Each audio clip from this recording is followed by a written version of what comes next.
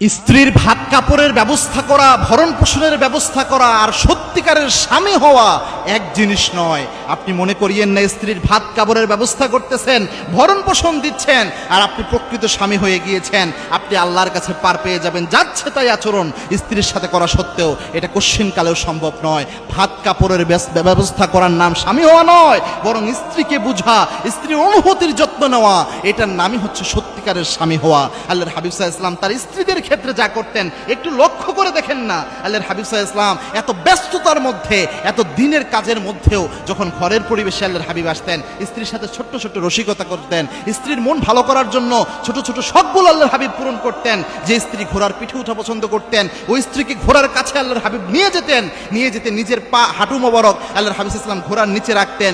এরপরে নিজের হাতের তালু এইভাবে প্রসারিত করে স্ত্রীকে বলতেন, আপনি আমার হাতের তালুর উপর ভর দিয়ে ঘোড়ার পিঠে আপনি উঠে যান। তার স্ত্রীর একটু ইতস্ততা করলে আল্লাহর হাবিব সাল্লাল্লাহু আলাইহি ওয়াসাল্লাম বলতেন, ঘোড়ার পিঠে উঠার জন্য আমি আপনাকে সাহায্য করছি। আল্লাহু আকবার! কি রোমান্টিকতা আল্লাহর হাবিব সাল্লাল্লাহু আলাইহি ওয়াসাল্লামের মধ্যে ছিল। এটা ছিল রাসূলের সুন্নাহ। আমরা যেন সুন্নাহগুলো মানতে পারি, আল্লাহ তৌফিক দান করুন। আল্লাহুম্মা আমিন।